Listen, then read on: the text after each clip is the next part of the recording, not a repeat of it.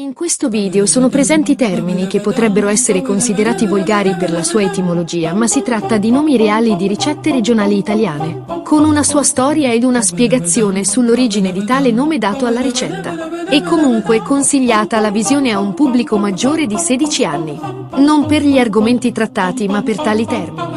Salve a tutti e bentornato. Preparatevi a un'avventura culinaria piccante. Dimenticate le solite presentazioni. Qui si celebra il gusto con audacia. Scoprirete ricette che accendono i sensi. Imparerete a preparare piatti con nomi seducenti, come le famose paste alla puttanesca. Non sono solo cibi, sono storie di passione in cucina. Ogni boccone è una tentazione. Siete pronti a osare? Unisciti a noi per un'esperienza gustativa indimenticabile. Lasciatevi conquistare dai sapori proibiti. La vera essenza della cucina tradizionale vi aspetta, ma con un tocco di malizia. Un viaggio culinario dove il gusto incontra il doppio senso, e le ricette tradizionali si vestono di provocazione. In questo video esploreremo piatti dal nome audace, intrigante, a volte scandaloso ma sempre delizioso. Partiamo con la celebre pasta alla puttanesca, un piatto veloce, saporito e con un passato decisamente malizioso. Ma non ci fermiamo qui. Scopriremo anche la pasta dei cornuti, i cazzilli palermitani e molte altre ricette. Il tutto stando comodamente seduti sulla nostra poltrona. Faremo un tour nei piatti sconci d'Italia, dove il sesso trionfa. Sei pronto? Allora partiamo. Ovviamente, il sesso è il fil rouge dei piatti sconci e, in un modo o nell'altro, lo troviamo in tutte le preparazioni più irriverenti, e spesso proprio nell'aspetto. Pensiamo ai cazzetti d'angelo, una pasta a forma di fallo, oppure ai pisarei piacentini, gnocchetti che somigliano a un piccolo pene che in dialetto locale si chiama proprio pisarella. Non solo, e che dire dei coglioni di mulo abruzzesi o delle palle del nonno di Norcia? Entrambi salumi. Il primo si riferisce a una mortadella di Campotosto, in provincia dell'Aquila, mentre il secondo a un salame tipico norcino e, ovviamente, si vendono in coppia. A forma di fallo sono anche i cazzilli di patate palermitani, piccole crocchette di purè con prezzemolo, mentuccia e aglio. Per quanto riguarda il sesso femminile, invece, a trionfare, nella forma e nel nome, è il seno. Ne abbiamo diversi di esempi, come la famosa zizzona di Battipaglia, gustosa mozzarella di bufala, le minni di vergini, tipico dessert tradizionale siciliano, e le sise delle monache, tipici dolci abruzzesi. Tornando ai piatti sconci solo nel nome, abbiamo la pasta alla checca, ricetta tipica romana con pomodoro, mozzarella e basilico. Secondo una teoria, il suo nome viene dalla cuoca che l'ha inventato, ossia Francesca, mentre altri sostengono che sia legato a un termine omofobo richiamato dalla presenza del finocchietto in una versione della ricetta. Restando nella capitale troviamo il cazzimperio, un pinzimonio nato nell'età imperiale che deve il suo nome al mestolo detto cazza utilizzato durante la preparazione. In altre regioni d'Italia questa preparazione è conosciuta come pinzimonio. Invece, gli arnesi che si usano in cucina non c'entrano nulla con il brandacuio, un antipasto ligure a base di stoccafisso mantecato con le patate. Concludiamo il nostro tour nei piatti sconci d'Italia con una ricetta assai particolare, che nel nome racchiude tutto il suo essere. Il pollo cusuto nuculu, tipico della Puglia, soprattutto del Salento. Un pollo cucito nel sedere, quindi un pollo ruspante ripieno. Ma vediamo le ricette di quali ingredienti sono composte e come si preparano, perché scommetto ti è venuta fame, non è vero? Iniziamo. Tra i piatti sconci più famosi d'Italia troviamo anche la pasta dei cornuti o dei becchi, che altro non è che il primo condito con burro e parmigiano. Come suggerisce il nome, questa ricetta è figlia di un tradimento. Secondo la leggenda, una donna tradiva assiduamente il marito e non avendo tempo per la cucina gli rifilava ogni giorno una veloce pasta in bianco con burro e parmigiano. Cosa ci vuole, direte voi, per preparare la pasta al burro? Si cuoce la pasta, si mette il burro e lo si fa sciogliere. Tutto qui. I più trasgressivi aggiungeranno anche una macinata di pepe e una spolverata di parmigiano grattugiato. Eppure non è così, ci sono cose che non sapete anche della pasta al burro e noi vogliamo svelarvele. Per prima cosa occorre scegliere ingredienti di qualità. Il burro non deve essere salato, mentre il parmigiano reggiano, per donare la giusta sapidità, dovrebbe essere stagionato almeno 24 mesi. La pasta, inutile dirlo, è quella lunga, spaghetti, linguine o formati simili e deve essere all'uovo. Ingredienti per 4 persone: 320 g di pasta, 50 g di burro, 60 g di parmigiano reggiano, pepe nero quanto basta, sale grosso quanto basta. E buon appetito!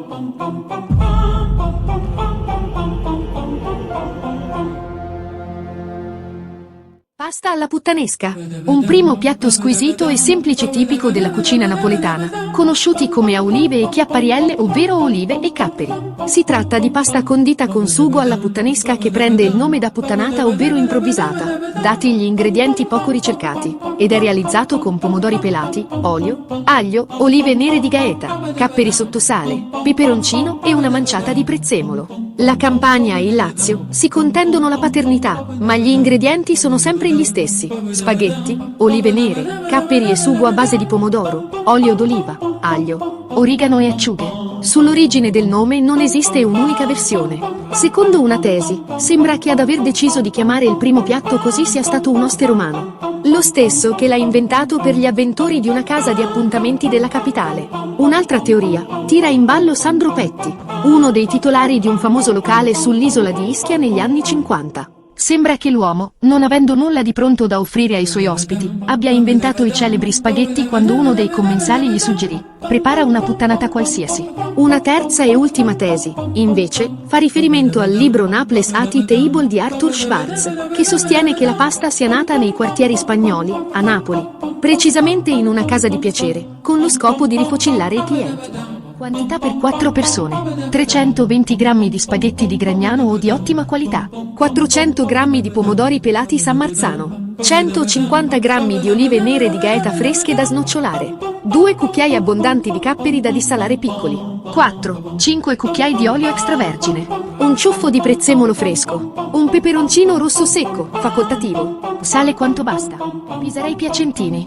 La ricetta è un capolavoro di arte contadina, con un gusto unico, caldo e avvolgente che viene dal sugo molto ricco grazie alla presenza della pestata di lardo, pistà di grasse e fagioli borlotti. Ingredienti semplici per una ricetta immortale. La ricetta tradizionale dei Pisarei e Fasò voleva che il pane secco venisse messo a cuocere in acqua fino a quando non si spappolava completamente. Ma per rendere la ricetta più veloce usate il pane grattugiato e poi aggiungete acqua bollente e il risultato sarà il medesimo. Ingredienti per fare i Pisarei e Fasò. Per 4 persone: 300 g di pane raffermo grattugiato, 100 g di farina bianca fine, 40 g di burro, 450 g di fagioli borlotti secchi, 50 g di salsa di pomodoro, 3 spicchi d'aglio, pestata di lardo, pistà di grasse, olio d'oliva, una cipolla, una manciata di grana padano grattugiato. Tempo di preparazione: circa 1 ora e un quarto, oltre alle 12 ore di ammollo per i fagioli. Cazzimperio, il pinzimonio della cucina romanesca. Questo condimento ha radici storiche profonde, risalendo ai tempi degli antichi romani, i quali credevano che avesse anche virtù afrodisiache. Esso è un chiaro esempio di come una semplice ricetta possa portare con sé secoli di tradizioni e credenze. Ingredienti: 2 sedani, 3 finocchi romaneschi, 3 carote, 6 ravanelli, 3 carciofi, olio extravergine di oliva quanto basta, sale quanto basta, pepe nero quanto basta. Preparazione: lavare accuratamente tutte le verdure e tagliare il tutto a striscioline lasciando la buccia. Prendere una ciotolina e mescolare con una forchetta l'olio con sale e pepe nero. Amalgamare bene il tutto e servire. Se preferite, è possibile presentare separatamente il cazzimperio e le verdure, oppure condirle prima, in un'unica ciotola. Se ti sta piacendo il video, lascia un like adesso, oppure un commento. Buon proseguimento! Invece, gli arnesi che si usano in cucina non c'entrano nulla con il brandacuio, un antipasto ligure a base di stoccafisso mantecato con le patate, da mangiare spalmato su crostoni di pane con pinoli e olio extravergine di olive taggiasche. La tradizione vuole che il nome sia legato alla mantecatura, quindi al brandare, compito noioso che veniva affidato al cuium del gruppo, ossia a chi non aveva gli attributi per fare altro. Secondo qualcuno, però, il cuium era il capofamiglia che quando mescolava lo stoccafisso con le patate faceva sbattere la pentola contro le parti intime. Preparazione: tagliate lo stoccafisso a pezzi, immergetelo in una capiente pentola da bordi alti piena d'acqua leggermente salata, aggiungete e fate bollire per circa mezz'ora. Bollite le patate con la buccia per 30 minuti o fino a quando saranno tenere. Sbucciatele ancora calde e schiacciatele con una forchetta. Scolate lo stoccafisso, pulitelo da lische e pelle e sminuzzate la carne con le mani. Mettete le patate e lo stoccafisso nella padella di cottura, aggiungete l'aglio schiacciato, l'olio, il prezzemolo, il succo di limone, una macinata di pepe nero e regolate di sale. Coprite la pentola con il coperchio, afferrate i manici e scuotetela dal basso verso l'alto. Questo è il gesto del brandare da cui prende il nome la ricetta. Per un paio di minuti in modo da mantecare bene gli ingredienti. Se preferite potete anche rimescolare velocemente con un cucchiaio di legno. Lasciate riposare per almeno un paio d'ore, o anche una giornata, e riscaldate prima di servire. Potete servire il brandacujon come piatto principale oppure come antipasto, adagiandone un cucchiaio su una fettina di pane leggermente tostato.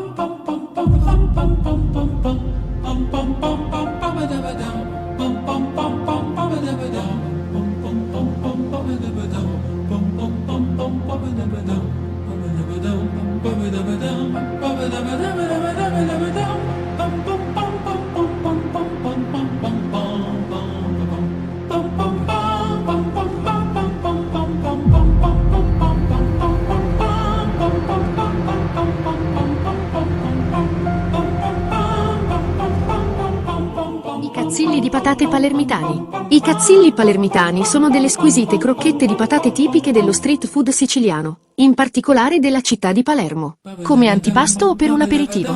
Per preparare i cazzilli ti occorreranno solo patate bollite, amido di mais, sale e prezzemolo. Una volta amalgamati gli ingredienti, basterà formare le crocchette, lasciarle riposare in frigo e friggere poi i cazzilli in olio bollente per qualche secondo, fino a doratura. Ingredienti: 4 patate rosse, un cucchiaio di amido di mais, sale quanto basta, prezzemolo quanto basta, olio di semi, un bel piatto di portata e il vostro aperitivo è pronto.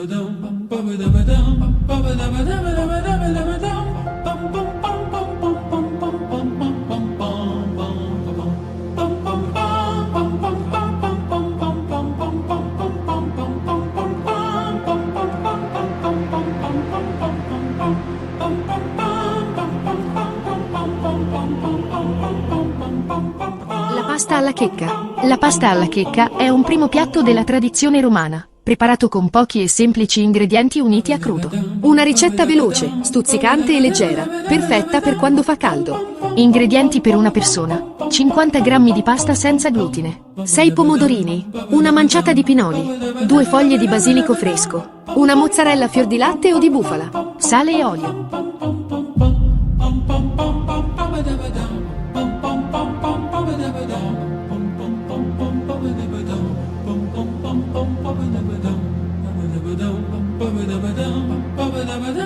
Le sise delle monache. Le sise delle monache, o Tremonti, sono un tipico dolce abruzzese prodotto nel comune di Guardiagrele, in provincia di Chieti. Fa parte dei prodotti agroalimentari tradizionali abruzzesi. L'origine del nome non è sicura. Tra le varie leggende, una vuole che tale espressione derivi dal comportamento di alcune suore del monastero delle Clarisse di Guardiagrele, dove si preparavano i dolci, le quali inserivano al centro del petto una protuberanza in modo da rendere meno evidenti i seni. Più verosimilmente la tipica forma di questo dolce farebbe invece riferimento a Gran Sasso d'Italia, 2912 metri, Maiella, 2793 metri, e Sirente Velino, 2487 metri, che costituiscono i 3 massicci montuosi abruzzesi, i più alti dell'intera catena appenninica. Questo giustifica anche il nome di Tremonti, con cui pure il dolce è conosciuto. Ecco gli ingredienti per la preparazione delle sise delle monache: 80 g di zucchero, 4 uova, 70 g di farina 00, 35 g di fecola di patate, la buccia di mezzo limone non trattato, grattugiata, una presa di sale, vanillina, zucchero a velo.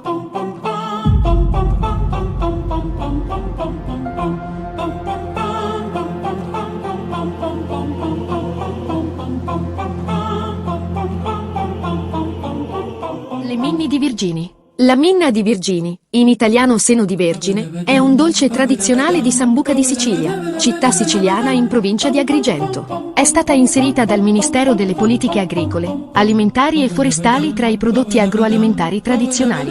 Le minni di Virgini sono dolci al forno a forma di mammella con all'apice una protuberanza più scura a forma di capezzolo. Ripiene di bianco mangiare, è un delicato dolce al cucchiaio della Sicilia meridionale di influenza araba, gocce di cioccolato e zuccata. La minna di Virgini fu ideata nel 1725 da Suor Virginia Casale di Roccamenna, del Collegio di Maria di Sambuca. La suora la creò in occasione del matrimonio del marchese Don Pietro Beccadelli con donna Marianna Gravina. Ella la descrive in questo modo: guardavo questa mattina dalla finestra della mia stanzetta le colline che si susseguono dalla valle dell'Anguillara sino alla collina del Castellaccio e alla costa della Minnolazza. La forma delle colline mi ha suggerito che noi dovremmo presentare ai marchesi un dolce che abbia la forma e, in quanto al contenuto porti la dolcezza di questa terra. Il nome discenderebbe, come narra Alfonso di Giovanna nel suo libro Per modo di dire, dalla stessa suora che ideò il dolce, Virginia della Menna. Probabilmente invece deriva da un'antichissima tradizione legata a culti femminili preesistenti, sviluppatisi in tutta la Sicilia. Un dolce sicuramente da non lasciarsi scappare se capitate a Sambuca di Sicilia. Concludiamo il nostro tour nei piatti sconci d'Italia con una ricetta assai particolare, che nel nome racchiude tutto il suo essere. Il pollo cusuto nuculu, tipico della Puglia, soprattutto del Salento. Un pollo cucito nel sedere, quindi un pollo ruspante ripieno. La ricetta tradizionale come primo punto di preparazione prevede il taglio della testa del pollo con un colpo deciso. Successivamente si estraggono le interiora svuotandole del contenuto e lavandole per bene, dopo tritatele finemente. Lavate il pollo senza dividerlo, anche all'interno. Separatamente preparate un battuto fine con pancetta, peperoncini, aglio, cipolla e mettetelo in una ciotola con le interiora tritate ed amalgamate il tutto con olio, sale e pepe. Tagliate le zampe al pollo e avvicinate le cosce al corpo legandole. Introducete il ripieno nel pollo. Terminata l'operazione prendete lo spago da cucina e cucite l'area nella quale avete inserito il ripieno per evitare che fuoriesca. Disponete il vostro pollo farcito in una teglia cospargendo la pelle con sale, pepe e olio. Ponete la vostra teglia in forno già riscaldato a 200 gradi. Cuocendo per un'ora e di tanto in tanto bagnate l'insieme con il sughetto di cottura e girate il pollo per farlo cucinare in maniera uniforme.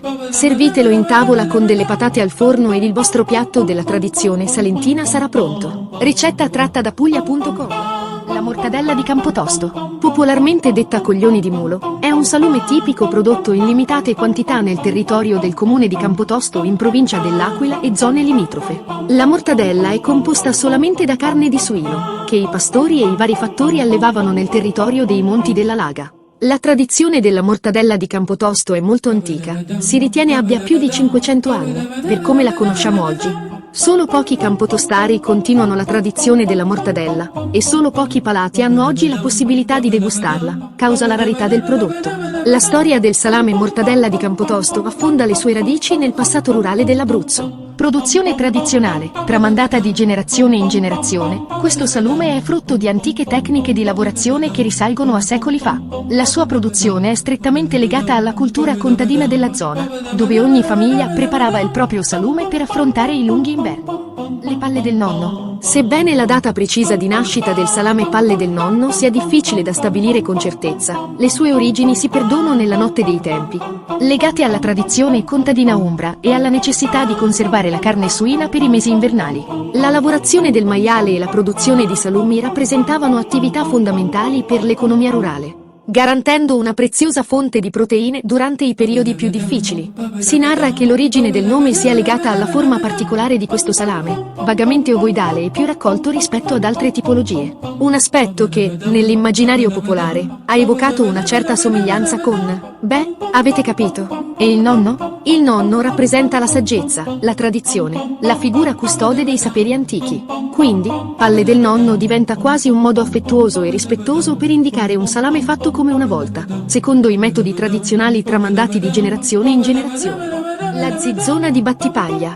La zizzona è una mozzarella 100% latte di bufala dalla forma spiritosa che rievoca un seno femminile. È un prodotto che celebra la prosperità, l'abbondanza e la simpatia e che, date le sue dimensioni da 1 a 10 kg, esalta il gusto e la consistenza lattiginosa della mozzarella di latte di bufala di Battipaglia.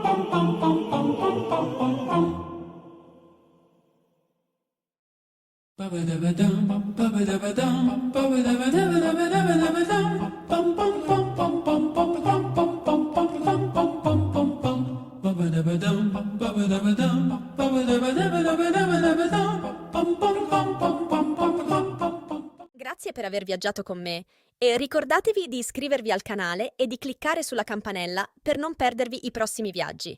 Ciao a tutti!